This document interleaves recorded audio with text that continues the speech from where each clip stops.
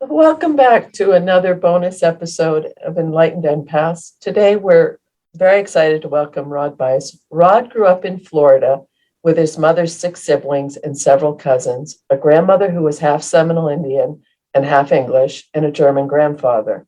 While growing up, Rod was seeing spirits and knowing things without understanding where the information came from or why others were not having the same experiences. He believes some of his mother's family were intuitive, but that was never discussed. While Rod continued having these experiences, he never talked about them. This eventually led Rod into a dark space that later resulted in a near-death experience. After his near-death experience, Rod knew he could not continue to ignore his gifts and must start learning how to live with those experiences and how to use them for the greatest good for all. He now uses his gifts to provide clarity for those in need. As part of this journey, Rod began learning about crystals and how to use them as a tool for protection, manifesting, strength, courage, and so much more. This led to a love and passion for crystals that he wanted to share. Rod's been with his husband, David, an amazing teacher, for 19 years. He has 2 successful kids, Ryan and Emily. In December 2021, Rod made the decision, with the support of his husband, to follow his heart and share his love of crystals with others. He opened 2 Crazy Crystal Guides to help others find the right crystals for them, to provide education about crystals, and to develop a community of like-minded people. Each month, the number of people the shop reaches continues to grow. 2 Crazy Crystal Guides is a complete metaphysical shop with workshops and community groups. Rod also obtained a Master's of Science in Nursing and a Master's degree in Healthcare Administration. He has been in hospital and corporate executive roles for more than 20 years.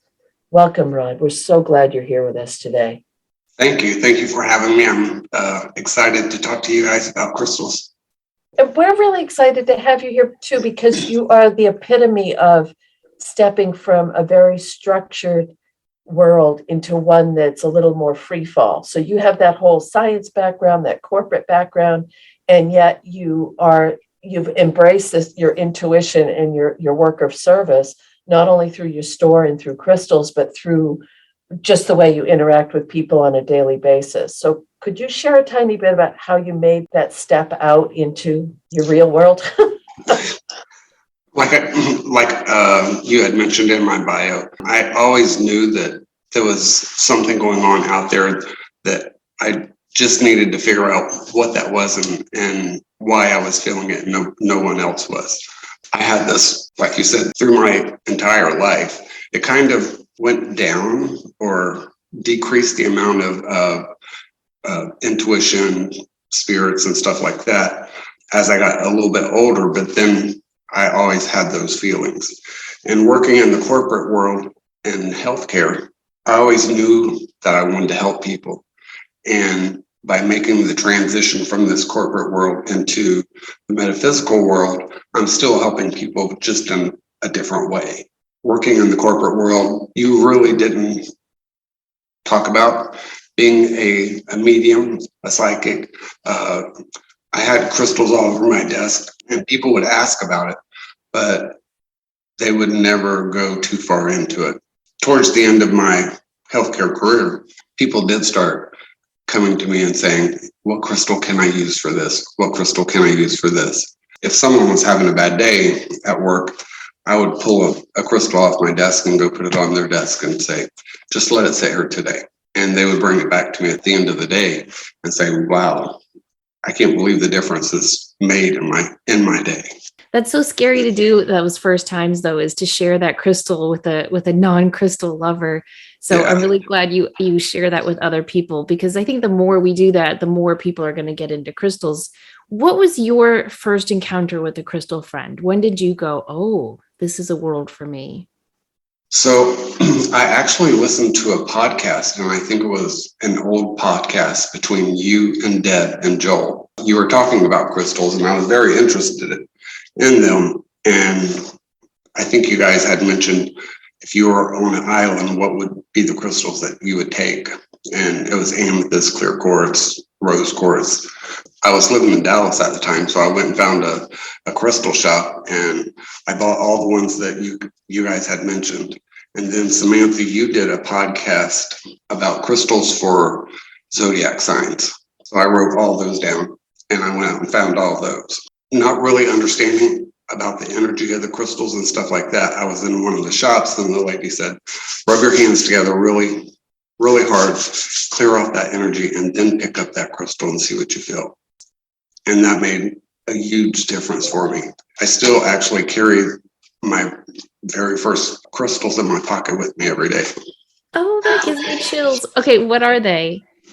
Labradorite and lapis. But I also wear a black tourmaline necklace.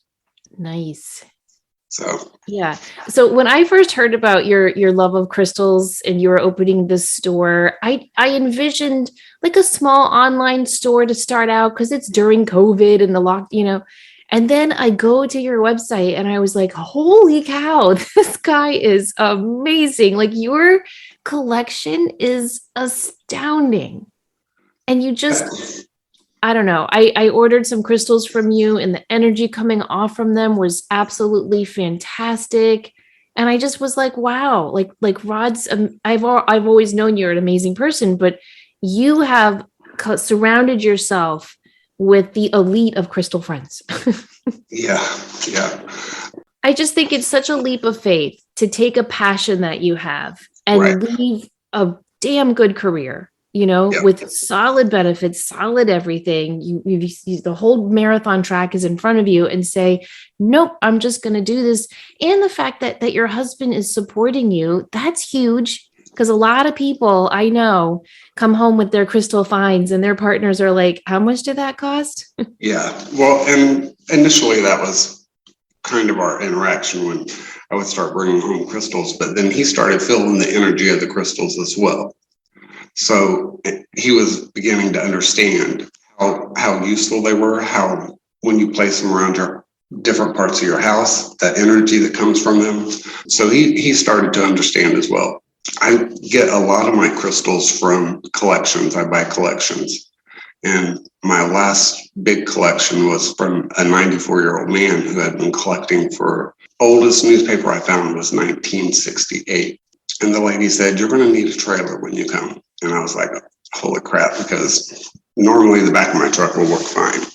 Not in this case. It filled up our entire garage. I had already filled up a bedroom upstairs for a meditation room, and then I had filled up the basement. We made the decision that it was a good time to go ahead and share this with everyone. Having a physical store is what I like the best because you get to see the people interact with the crystals and seeing the expression on their face the first time they feel that energy from that crystal is pretty amazing. Yeah, just to share that love and to introduce new people to what crystals can do for them. I mean, there's just no greater joy than that. Have you had an experience with a crystal early on that made you go, wow, this really does work? Did you have something that happened to you that made you go, there's really something to these rocks? I think with the labradorite, I just felt that overwhelming connection. But it also really helped me open my third eye in doing readings and stuff like that, working with it in meditations. Being able to get those visions and those pictures and those snapshots from working with the labradorite was pretty amazing. That's a fantastic stone, especially for empaths, because I feel that it allows you to get the information you need intuitively, but it blocks out some of the negative, not so good stuff. So I think that's a fantastic stone, not only for third eye work, but for empaths. Yeah. And I think you had mentioned on one of your podcasts, and I found it in some research that I had done as well, was the more you use labradorite, the more protective it becomes of you. So, and I think we all need a little extra protection right now. Yes, we do. Yes, we do. I agree with that entirely. And I have a question for both of you. So you went and bought this collection, which must be fun. I mean, it must be so fun to just unpack these boxes and have it's kid in the candy store kind of thing. But everything holds residual energy. So some part of that person who had the collection, their energy was still connected with that crystal. And Samantha has talked about crystal rescues and going to Home Goods and finding some poor lost baby and taking it home. How can people work with the energy of the crystal? And I'm big on sustainable practices for crystal harvesting. That I think that's really important to consider. But if they're already here and in the mainstream and being circulated, do you feel you need to clear the crystals before you work with them, or that there's something about bringing that into your space that people may need to be aware of? When I get these collections in, especially, well, pretty much all collections, but try and sage all the crystals. The last collection I had was so big that I couldn't put everything in rice. So I had to find an alternative way to cleanse those. But I always tell the people who come into our shop that when you take this home, I tell them how to cleanse it. I will sometimes give them a bag of rice, put it in this bag of rice, leave it overnight, and then put it in the sun for a few minutes and let it charge up. So that rice absorbs all that negative energy that crystal has collected over time. I went to one crystal store where every time you bought a stone, if it was like the size of your hand, right, she had pre-packed bags of rice, and she would just stick it in that bag of rice and send it home with you. Because you're right, if you have this huge collection, you can't individually cleanse the stones. But one thing I like to do as well, Denise, is whatever crystal clearing method you use, whether it's sage or rice or salt or water or the earth or the moon, I always will hold it in my hand, and I'll connect to it with the energy of my intention and light. I'll visualize light coming through my head and out my arms into my hands. And I will say, I clear and cleanse you of any energy, any negative energy you accrued in your creation and your journey to me.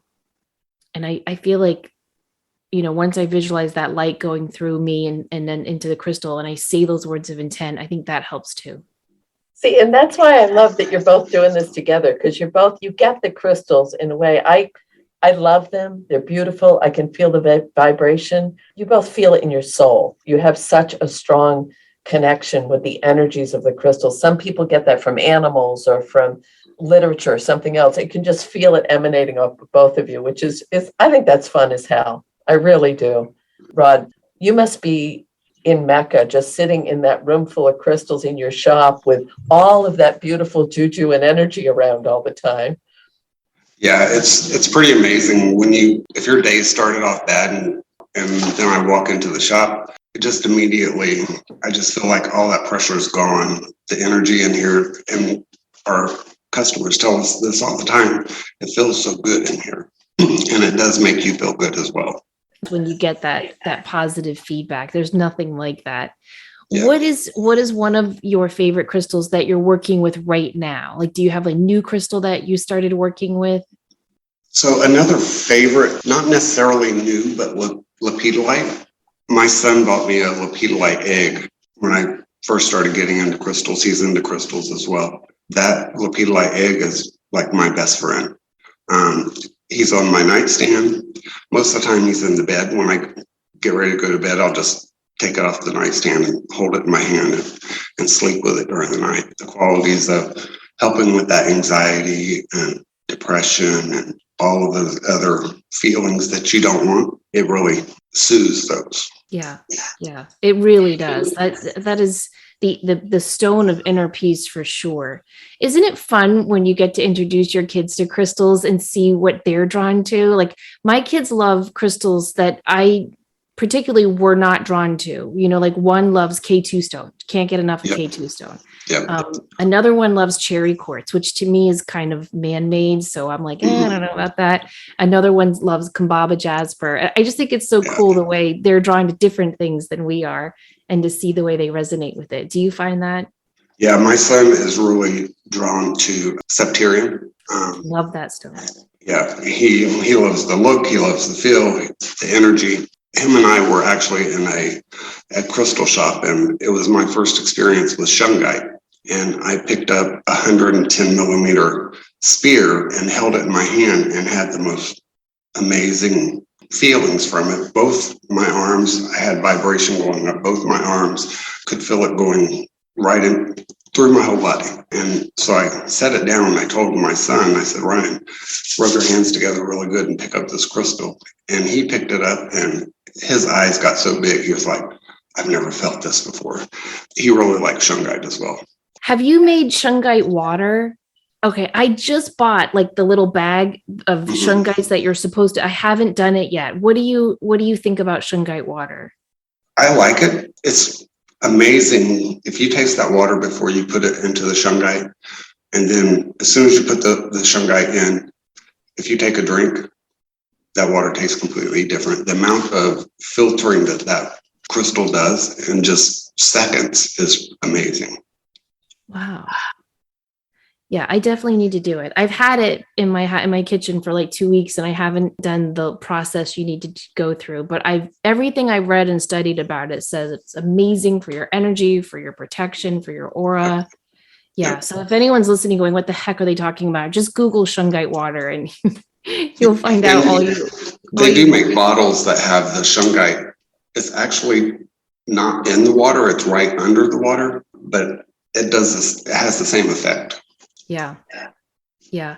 Oh gosh, I went on a river rafting trip with my kids a couple of summers ago, and I had one of those gem infused glass water bottles. Why I carried it with me on this river, I don't know. I don't know what the heck I was thinking. And we're on this thing, and I get kicked out of the raft. And Rod, the first thing I did was, "Where's my water bottle?" The water's like coming over me. I never did find it. It got lost in the waves. Oh no. I know. So before we wrap up, do you have anything to share with people who are in the situation you were in, where they were like, "I like my job. I don't love my job. It's paying my bills. It's giving me benefits. There's a retirement, but there's this other esoteric, metaphysical, kind of off the beaten path thing I want to do, but I'm terrified." What would you say to those people? I think it's trusting yourself. Towards the end of my healthcare career, my metaphysical abilities, my mediumship, my crystal energy was increasing so much that I was probably like 50-50 into work and 50-50 into my other life. I knew that something was going to happen with my job probably about 9 months before. I just didn't know when. When they decided that they were going to eliminate my position, I said, okay, this is my opportunity. I have to see what we can do with this. I had actually opened the crystal shop a couple months before, so I already had all that in place. So it's still scary because it's still pretty new. We've been open for almost 6 months now.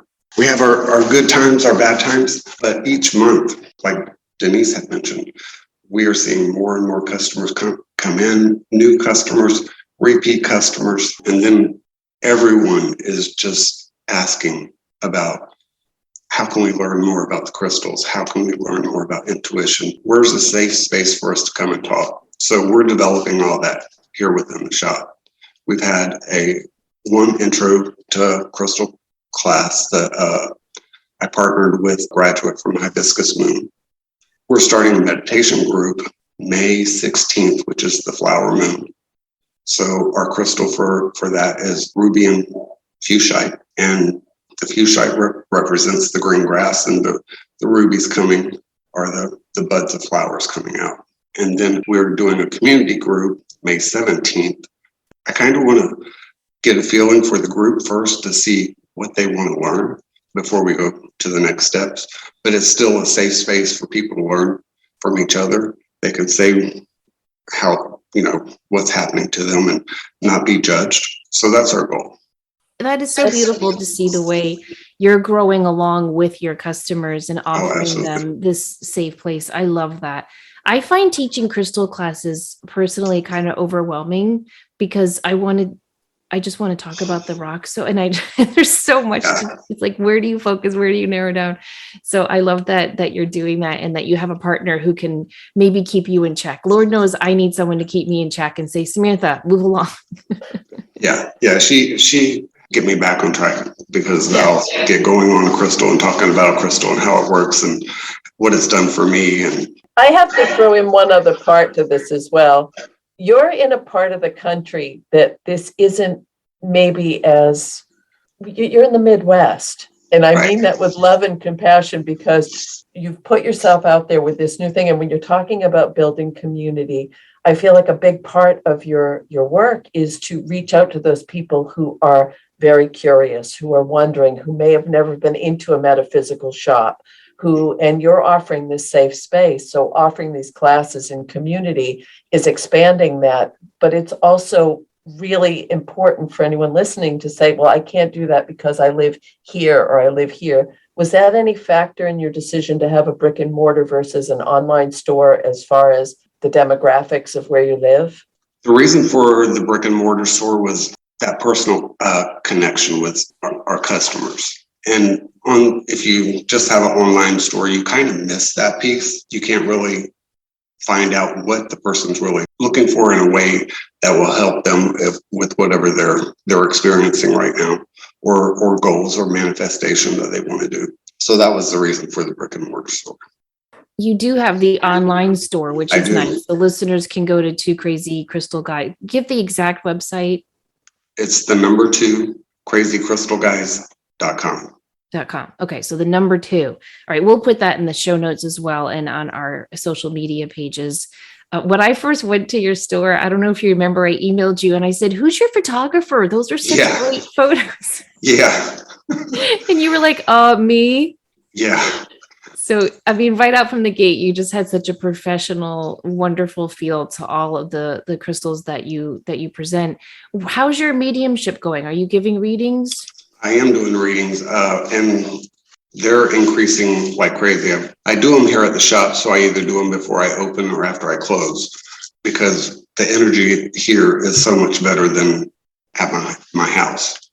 So it just feels better here, and people are more relaxed here than they are at my house. Yeah. I think it's good to keep that energy separate too.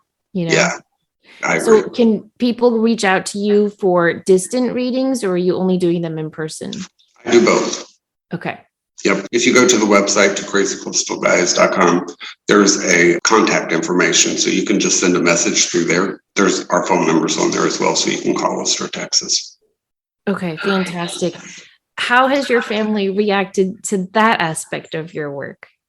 My brother is probably the closest one to me. And when I told him about it, he was like, "Oh, that's cool." My daughter's always worried that I'm going to read her or that I am reading her, which I'm not. But sometimes I'll get that she's going out to dinner. So I'll text her and I'm like, "Do you have dinner plans?" And she's like, "Are you reading me?" I'm like, "No, I just got something that told me to ask." Your girls do the same. I think people, when they first find out, they think that we're like instant mind readers, and it does not work like that at all. But I'm glad everyone has been supportive of these big, enormous changes and metamorphosis that you've been through to really, really walk your authentic path. It's just beautiful to see you have all that support. That's great. Thank you. It's been an easy transition, and it feels good. And I think that's what's most important. To me, that's always the sign that you're following the right path, when things just kind of effortlessly unravel and unfold in the way they're supposed to, But I also think that you've got to give credit to yourself and for the attitude you brought to it.